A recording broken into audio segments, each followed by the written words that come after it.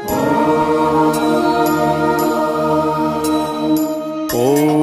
भूर्भुवः स्वः तत्सवितुर्वरेण्यं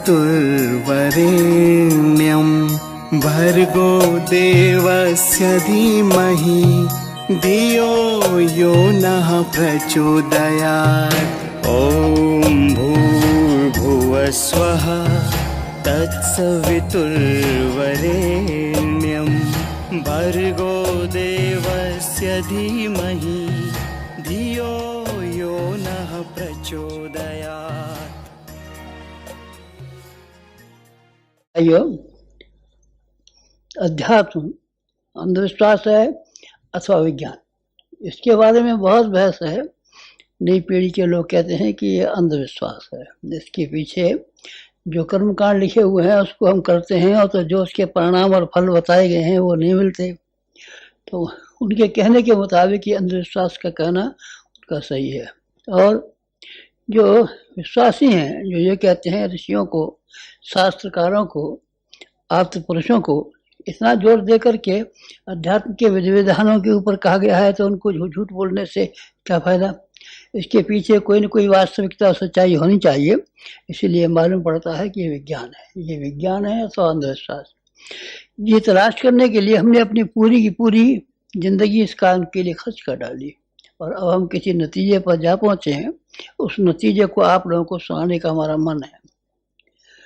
लोहा खदान में से जब निकलता है तो आपने देखा है ना, कच्चा निकलता है, मिट्टी मिला हुआ होता है। और जब कोई और धातुएं निकलती हैं जमीन में से तो सभी धातुएं कच्ची होती हैं, उनमें मिट्टी का सम्मिश्रण होता है। जब तपाई जाती हैं, आग पर तपाते हैं उनको, तो तपाने के बाद में उनका वास्तविक स्वरूप निकलता है। मिट्टी जल जाती है और लोहा निकलता है, सोना निकलता है, दूसरी धातुएं निकलती हैं। गर्म करने के पीछे ही निकलती हैं। तेल के बारे में भी यही बात है। कोयला जो होता है वो भी साफ करना पड़ता है, हर चीज़ को साफ करना पड़ता है। व्यक्ति जो अध्यात्म का प्रयोग करता है, अगर उसकी सफाई का ध्यान रखता है तब तो जानना चाहिए कि इसको परिणाम मिलेगा। और उसने अगर सफाई का ध्यान नहीं रखा है, अपने आप का संशोधन नहीं किया है, जो उसके प्रयोग करता उसको ठीक तरीके से काम में लाने की स्थिति में नहीं है, तो फिर मान लीजिए कि ये केवल कर्मकांड अंधविश्वास है।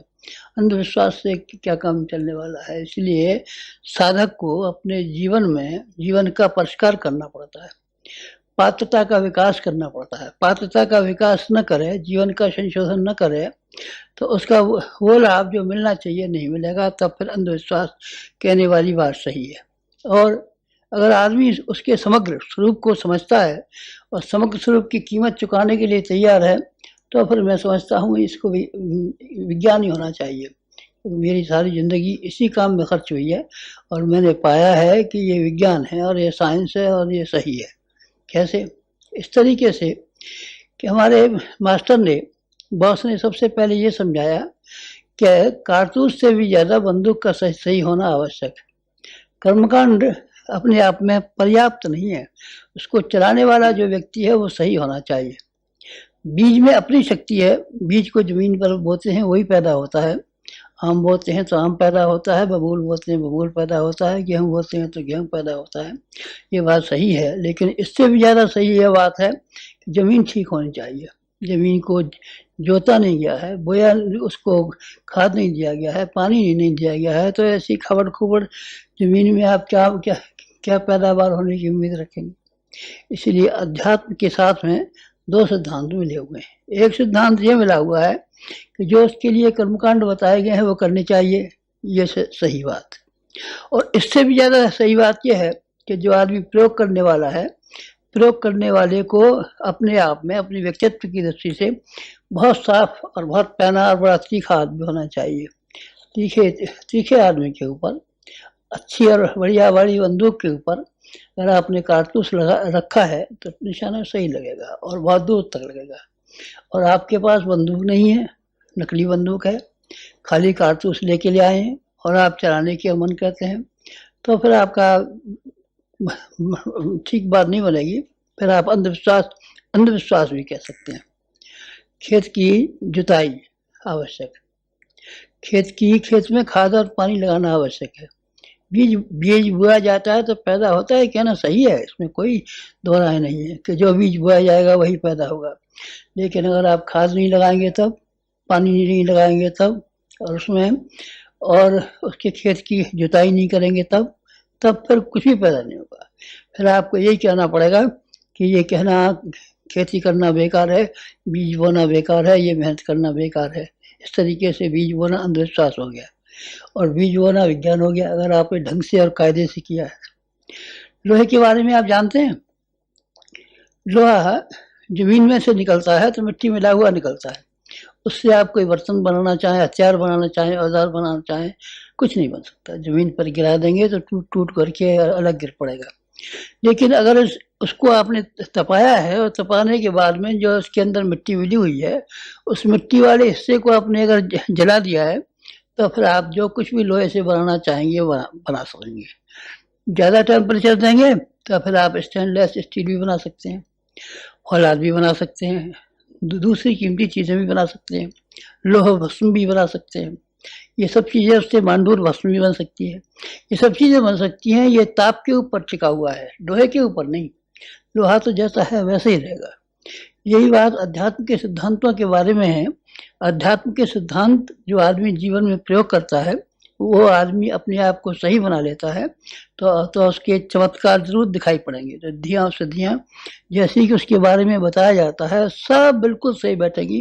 कहीं भी गलती करने का मौका नहीं आएगा अगर आपने साफ किया है तो। पात्रता के हिसाब से मिलता है। बर्तन अगर आपके पास है तो आप उसी बर्तन के हिसाब से जो चीज़ लेना चाहें ले भी सकते हैं। खुले में रखें तो पानी उसके अंदर भरा जा सकता है। इसीलिए पात्रता को अध्यात्म में सबसे ज़्यादा महत्व दिया गया है कि जो आदमी अध्यात्म का प्रयोग करते हैं वो अपने व्यक्तिगत जीवन में अपनी पात्रता का विकास कर रहे हैं कि नहीं कर रहे, ये बहुत ज़रूरी है। अध्यात्म विज्ञान है, उस विज्ञान को और ज़्यादा तेज करने के लिए अब हम आप लोगों से विदा होते हैं। विदा होने का मतलब ये है कि हमारी और आपकी बातचीत का सिलसिला जैसे कि इतने लंबे समय से चलता रहा है, आगे से अब चलना मुमकिन नहीं है। आगे से हम कहाँ रहेंगे, अब कहाँ रहेगा आदमी, जाएगा कहाँ आदमी? आदमी के रहने की जगह कहाँ है? जमीन पर रहेगा, हवा में रहेगा, आसमान पर रहेगा, हिमालय पर रहेगा, पहाड़ पर रहेगा, कहाँ रहेगा? कहीं कहीं तो रहेगा ही।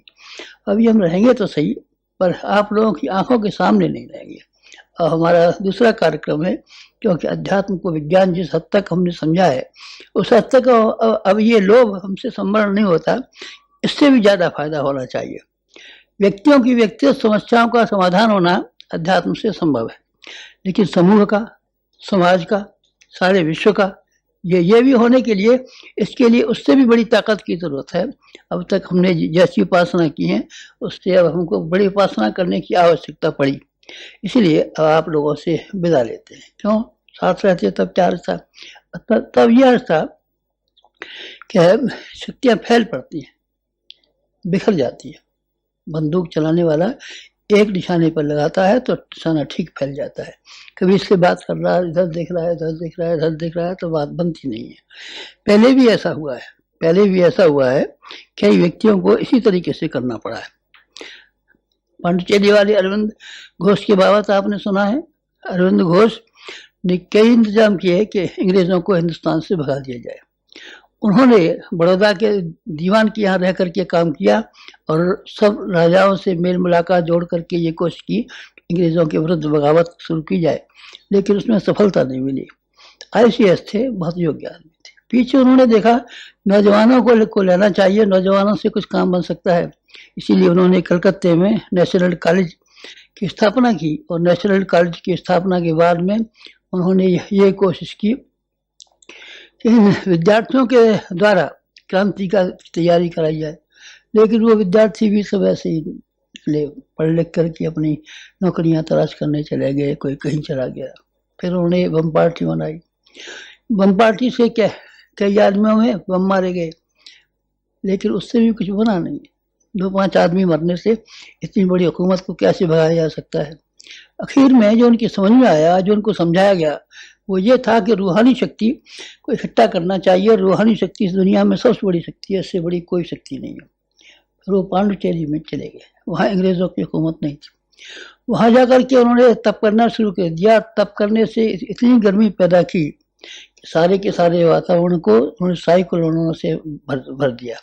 जब ज़्यादा गर्मी पड़ती है ना, तो साइक्लोन आते हैं, चक्रवात आते हैं। चक्रवात जब आते हैं तो छप्परों को उखाड़ के, पेड़ों को उखाड़ करके फेंक देते हैं। इसी तरह के पांडिचेरी वाले अरविंद घोष के तप करने की वजह से ऐसे साइक्लोन आए जो उन्हें छप्पर उखाड़ के फेंक दिया और पेड़ों को जड़ों से उखाड़ के फेंक दिया। क्या नाम थे इन साइक्लोनों का? इन साइक्लोनों में से एक का नाम था गांधी, एक का नाम था मालवीय, एक का नाम था जवाहरलाल नेहरू, एक का नाम था सरदार पटेल, एक का नाम था मालवीय, एक का नाम था सुभाष चंद्र बोस, लाजपत राय वगैरह वगैरह।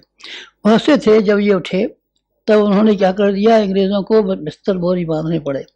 ये ऐसे जबरदस्त थे, लाकू नहीं थे, ये महापुरुष थे, महामानव थे। इनके व्यक्तित्व, इनकी हस्तियां ऐसी जबरदस्त थी, वैसी तवारीख में बहुत दिनों से पैदा नहीं हुई है। ये कैसे हुई? ये अरविंद घोष का तप और किसका? महर्षि रमन का तप। महर्षि रमन ने भी उन्हीं दिनों ऐसा तप किया था कि जिस तप की वजह से सारे वातावरण में गर्मी पैदा हो गई थी, और गर्मी पैदा होने से बड़े बड़े काम हिंदुस्तान की आज़ादी के लिए उससे बड़े बड़े काम संपन्न हो गए। और किसका नाम गिनाऊंगा आपको मैं और दूसरे नाम गिनाता हूँ। महर्षि रमन और अरविंद घोष के अलावा और संसार से बाहर हुए हैं। बाहर कौन हुए हैं? आइंस्टीन जो थे, उन्होंने भी अपनी शक्तियों को बखेरने के लिए, जो अपनी वैज्ञानिक उद्देश्य के पूरा करने के लिए काम कर रहे थे, वो वैज्ञानिक उद्देश्यों को पूरा करने के लिए उन्होंने एकांत में रहना शुरू किया। और उनके रहने की जगह ऐसी थी जहाँ कोई उनके पास नहीं जा सकता था। किसी को उनके पास जाना हो तो अपना विजिटिंग कार्ड उनके पास नौकर की मार्फत भिजवा देता था।